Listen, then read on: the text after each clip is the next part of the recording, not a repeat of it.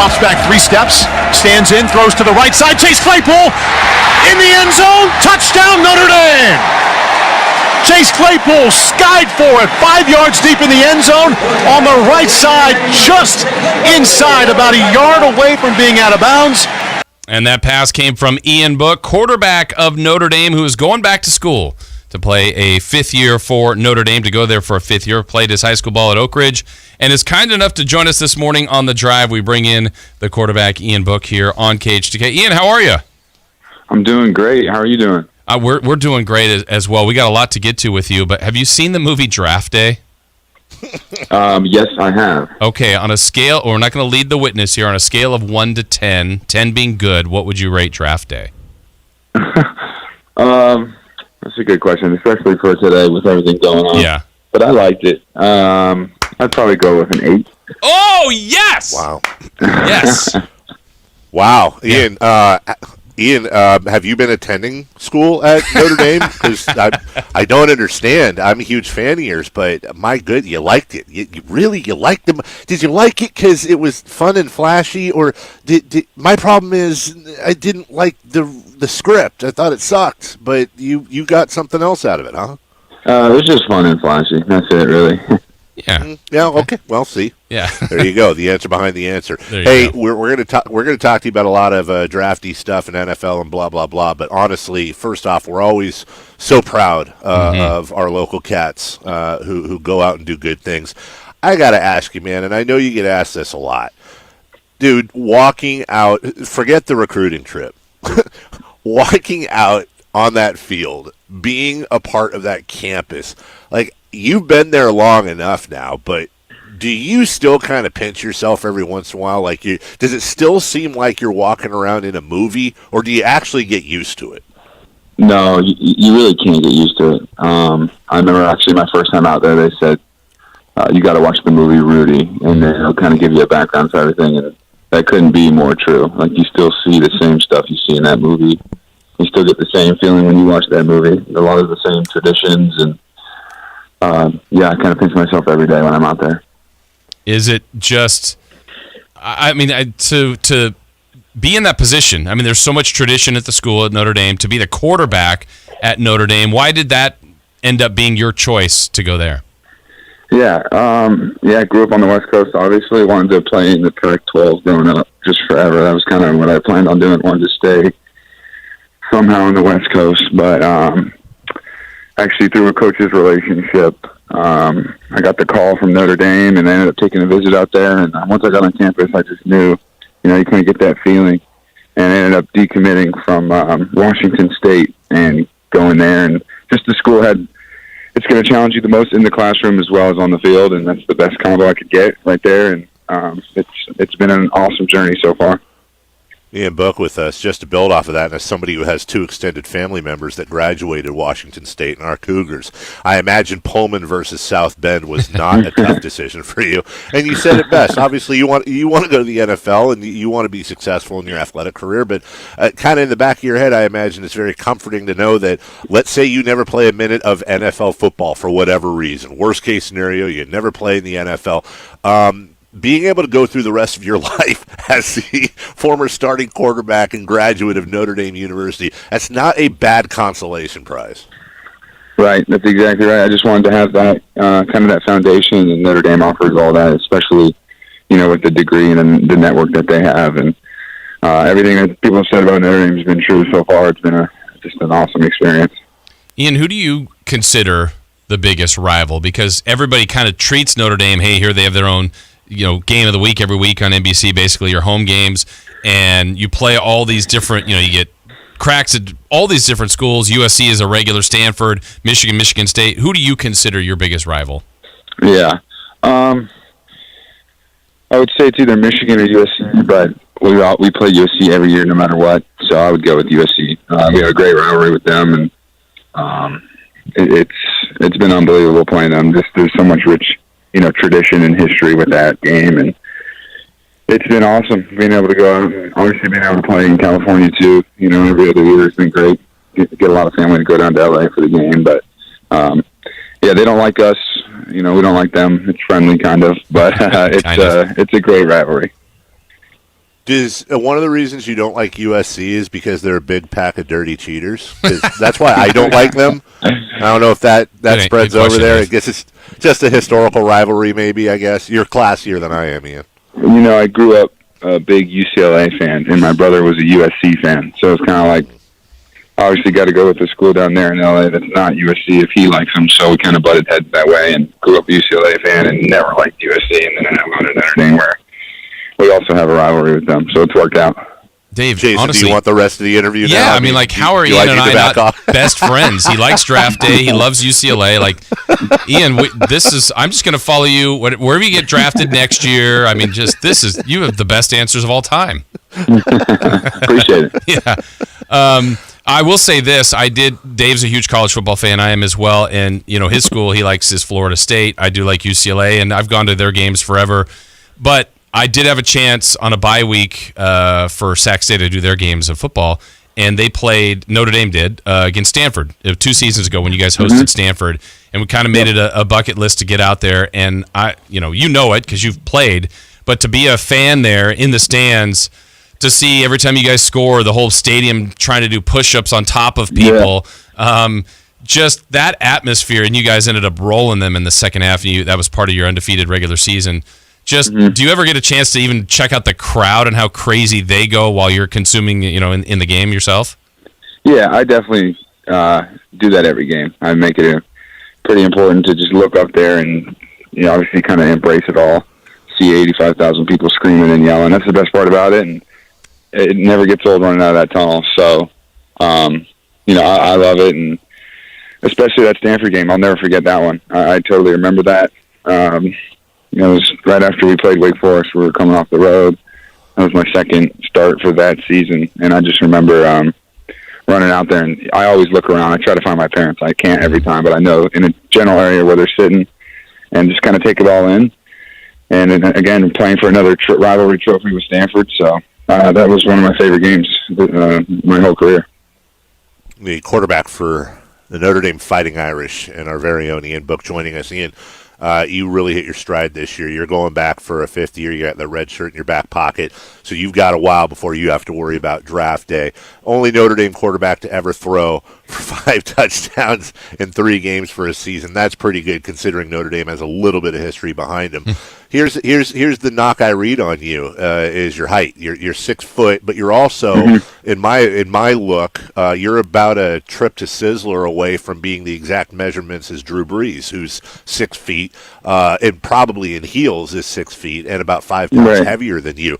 When you're looking at people to model yourself after, I'm sure you're not just limiting it to the shorter quarterbacks, but is Brees, are there other guys that you look to, you try to model your game after?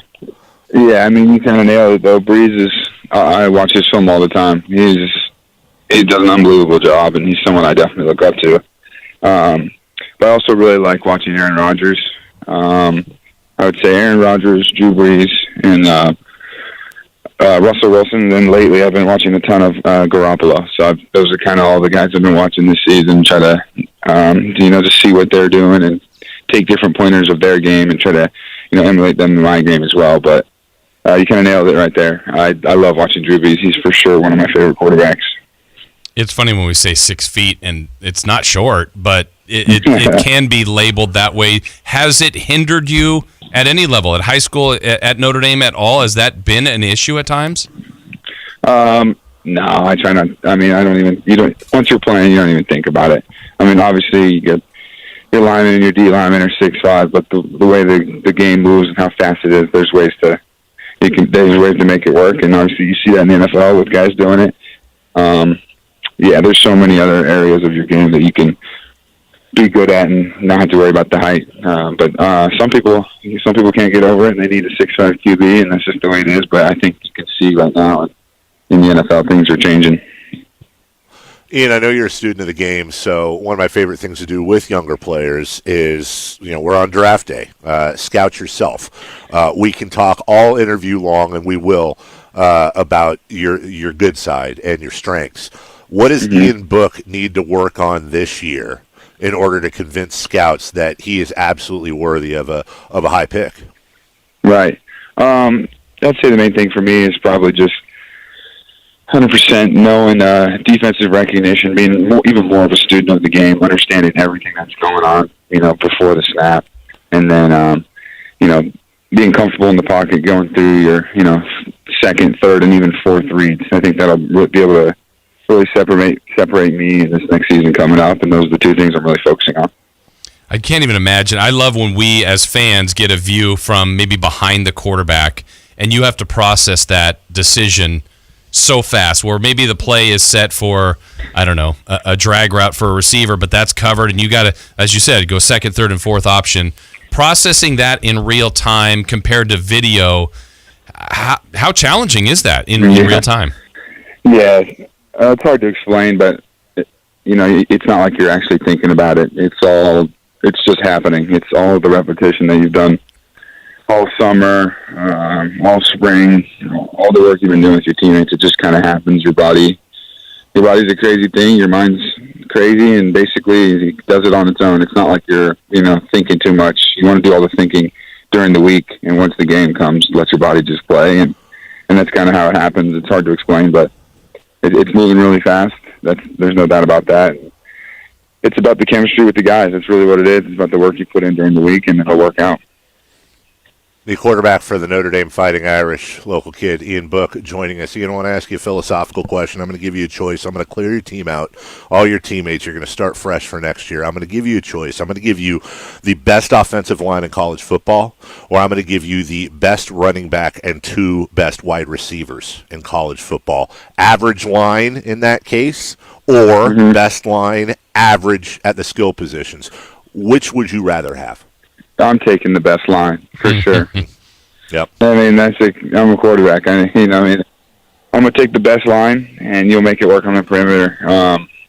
But yeah, it starts with them, no doubt, and keeping the quarterback upright, giving him time, and let me get the ball to the playmakers, and then let those guys do what they got to do. But I'm going to start with definitely going with the offensive line there. So, Ian, we know on the flip side, the defense is trying to rattle you, trying to hit you, trying to knock you out the game, trying to make you think and hear footsteps. Dave and I haven't been in that situation. I know it's, hey, you just got to get up and do the next play, but how difficult is that if a rush has gotten to you, they've hit you a couple times. You got to try to eliminate that, but how do you do that? Yeah, just got to be mentally tough. That's part of the game.